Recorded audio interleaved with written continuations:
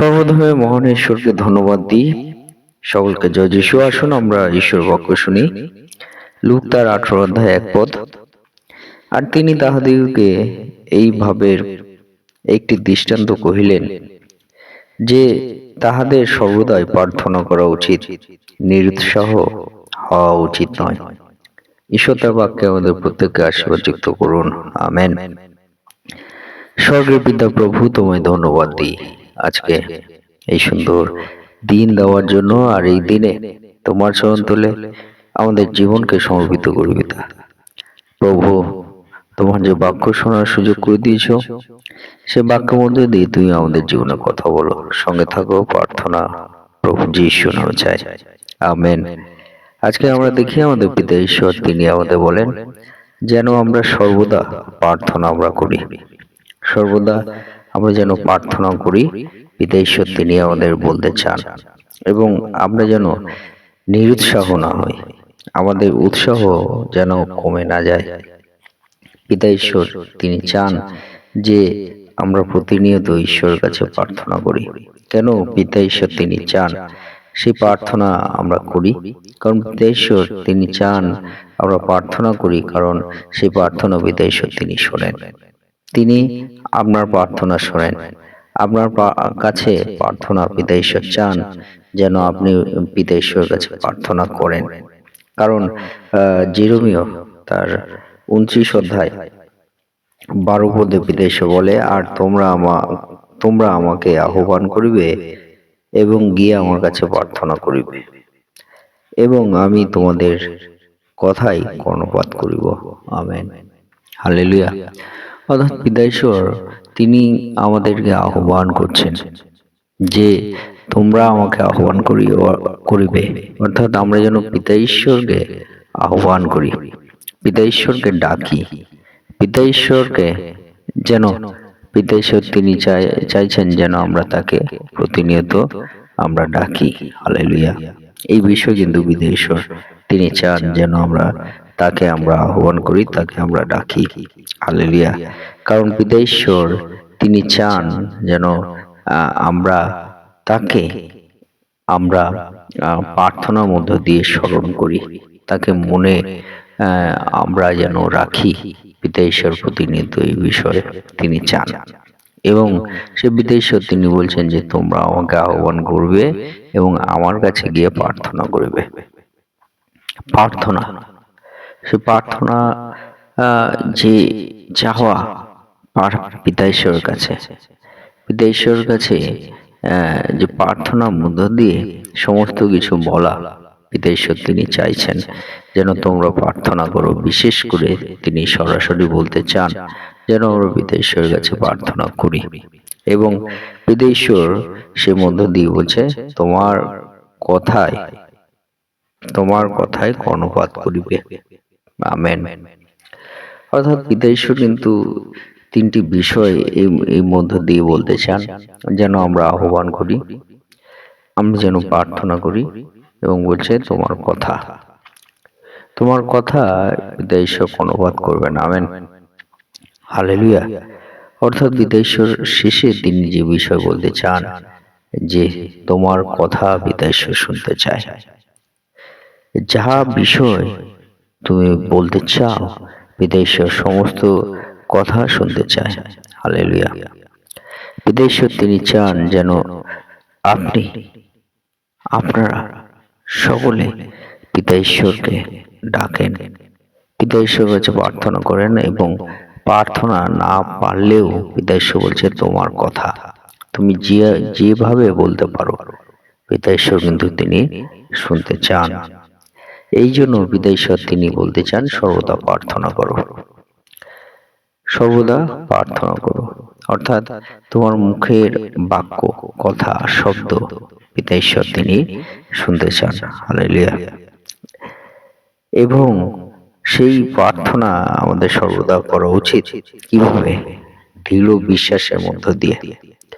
সে প্রার্থনায় পিতা ঈশ্বর চান যেন আমরা সেই সর্বদা যে প্রার্থনা আমরা করব, সেই প্রার্থনায় যেন আমাদের দৃঢ় বিশ্বাস থাকে।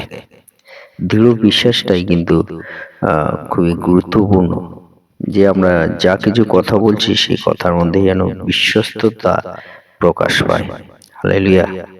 যদি আমরা আহ গীত সঙ্গীতা গীত সঙ্গীতা 27 অধ্যায় 13 পদ আমরা পাঠ করি, সেখানে আমরা দেখতে পারি, আমি জীবিত দেশে সদাপ্রভুর মঙ্গল ভাব দেখিব, এমন বিশ্বাস যদি না করিতাম তবে আমার কি হইতো। আমেন। অর্থাৎ এইখানে পিতা ঈশ্বর তিনি আমাদের বলতে চান যে এক সন্তান তিনি সদাপ্রভুর প্রতি যে মঙ্গল ভাব তিনি যে করবেন, এই বিশ্বাস তিনি যদি না করতেন তাহলে তার কি হতো। অর্থাৎ সদাপ্রভুকে দৃঢ় বিশ্বাস মধ্য দিয়ে যদি সদাপ্রভুর যে মঙ্গল তিনি পাবেন, এই বিশ্বাস যদি তিনি না করতেন তাহলে তার কি হতো, সে বিষয় কিন্তু ঈশ্বরের সন্তান তিনি বলতে চান। অর্থাৎ আমরা যখন সদাপ্রভুকে বিশ্বাস করি, সেই সদাপ্রভুকে যখন আমরা বিশ্বাস করব, আমাদেরকে পিতা ঈশ্বরের প্রতি একটা দৃঢ় বিশ্বাস আমাদের থাকতে হবে। সে বিষয়ে কিন্তু পিতা ঈশ্বর তিনি আমাদের বলতে চাইছেন। ঈশ্বরের এক সন্তান তিনি সদাপ্রভুকে দৃঢ় বিশ্বাস করছেন যে প্রভু যিশুর কাছে এক সন্তান আসলেন এবং তিনি বললেন যে আপনি শুধু আমার সেই সন্তানের জন্য আপনি একবার মুখে আপনি বলুন, সে সুস্থ হবে। এবং প্রভু যিশু তাকে সেই রকমই তাকে বলল, এবং সেই মুহূর্তেই সেই সন্তান যখন গৃহে গেল এবং জানতে পারল যে প্রভু যিশু যেই সময় বলল সেই সময় সে আরোগ্যতা পেল। অর্থাৎ এইরকম আমাদের দৃঢ় বিশ্বাস পিতা ঈশ্বরের প্রতি আমাদের রাখতে হবে। পিতা ঈশ্বর তিনি আমাদের বলতে চান, এবং আমাদেরকে মনে রাখতে হবে সেই প্রার্থনায় যেন আমরা পিতা ঈশ্বরকে, আমাদের প্রভুকে যেন আমরা প্রাধান্য আমরা দিই। যদি আমরা দেখি গীত সংহিতা 62 অধ্যায় 2 পদ, হে প্রার্থনা শ্রবণকারী তোমারই কাছে মর্তমাত্র আসিবে। আমেন। হালেলুয়া। অর্থাৎ পিতা ঈশ্বর তিনি যে আমাদের প্রার্থনা শ্রবণকারী, পিতা ঈশ্বর তিনি যে আমাদের প্রার্থনা শ্রবণকারী, তিনি আমাদের প্রার্থনা শুনছেন, এই যে বিশ্বাস কিন্তু আমাদের রাখতে হবে। আমাদের এই বিশ্বাস রাখতে হবে যে সদাপ্রভুর কাছে সকল জগতের মনুষ্যরা তারই চরণতলে আসতে হবে, এবং তিনি আমাদের প্রকৃত প্রার্থনা শ্রবণকারী। এই প্রার্থনায় আমরা যে ঈশ্বরকে প্রাধান্য দেওয়া, গুরুত্ব দেওয়া, আমাদের মনে রাখতে হবে যে প্রার্থনা শুধুমাত্র আমাদের পিতা ঈশ্বরের কাছেই আমরা করব, এবং সেই পিতা ঈশ্বর তিনি আমাদের প্রার্থনা শোনেন, তিনি প্রার্থনা শ্রবণকারী। তাই আমরা সর্বদা যেন আমরা প্রার্থনা করি, কারণ পিতা ঈশ্বর তিনি প্রার্থনা শুনতে চান। হালেলুয়া। তাই আজকে আপনাদেরকে উৎসাহিত করতে চাই যে সর্বদা আমরা যেন প্রার্থনা করি, কারণ পিতা ঈশ্বর প্রার্থনা তিনি কর্ণপাত করেন, এবং আমরা প্রার্থনায় যেন দৃঢ় বিশ্বাস আমরা রাখি পিতা ঈশ্বরের প্রতি, এবং প্রার্থনায় ঈশ্বরকে যেন আমরা প্রাধান্য আমরা দিই। পিতা ঈশ্বরের বিষয় চান। ঈশ্বর তার বাক্যে আপনাদের প্রত্যেককে আশীর্বাদ যুক্ত করুন। আমেন। হে আমাদের স্বর্গের পিতা, তোমার মহানামে ধন্যবাদ করি। আজকে এই সুন্দর সময় তুমি দিয়েছো, আর এই সময় পিতা ঈশ্বর তুমি যে বলেছ যেন আমরা সর্বদা প্রার্থনা করি, এবং সে প্রার্থনা তুমি শ্রবণ করে থাকো। সে প্রার্থনায় প্রভু তুমি বলেছ যেন আমরা দৃঢ় বিশ্বাসের মধ্য দিয়ে পিতা প্রার্থনা করি।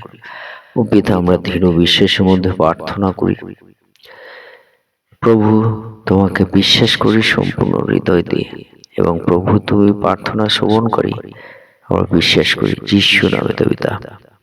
এবং প্রভু গো, এই সময় আমাদের জীবনের সমস্ত যে ক্লান্তি, আমাদের দুর্বলতা তুমি স্ক্যান করো প্রভু, এবং প্রভু তুমি আরোগ্যতা দান করো।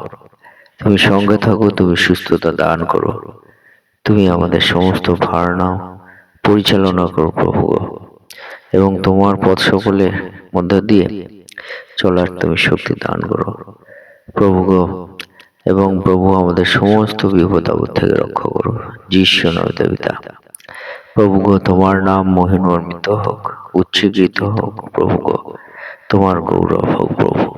তোমাকে আরেকটি বার ধন্যবাদ দিই, তোমার চরণ তলে আমাদের জীবনকে রাখি। তুমি আমাদের জীবনকে সুন্দরভাবে প্রভু তোমার পথ সকলের মধ্যে দিয়ে চলার শক্তি দান করো। সঙ্গে থাকো, সমস্ত ভার নাও, এবং সকল সন্তানদের জন্য প্রভু প্রার্থনা করি, যারা প্রভু তোমার চরণ তলে এসেছে, তোমাকে ডাকছে প্রভু, তাদেরকে তুমি দয়া করো। যারা এখনো জানতে পারেনি পিতা, সেই সকল সন্তানদের কাছেও প্রভু তোমার বাণী যাতে পৌঁছায় প্রভু, তুমি আশীর্বাদ করো, তুমি দয়া করো সকল সন্তানদেরকে। সমস্ত ভার তুমি নাও। এই প্রার্থনা প্রভু যিশু নামে চাই, আমেন। জয় যিশু। হে আমাদের স্বর্গস্থ পিতা, তোমার নাম পবিত্র বলে মান্য হোক, তোমার রাজ্য এসুক, তোমার ইচ্ছা যেমন স্বর্গে তেমন এই পৃথিবীতেও সিদ্ধ হোক। আজ আমাদের প্রয়োজনীয় খাদ্য অদ্য আজ আমাদেরকে দাও, আর আমাদের অপরাধ সকল ক্ষমা করো, যেমন আমরাও আপন আপন অপরাধীকে ক্ষমা করিয়াছি। আর আমাদের পরীক্ষাতে আনিও না, কিন্তু মন্দ হইতে রক্ষা করো, কারণ রাজ্য, পরাক্রম ও মহিমা যুগে যুগে তোমারই হোক, আমেন।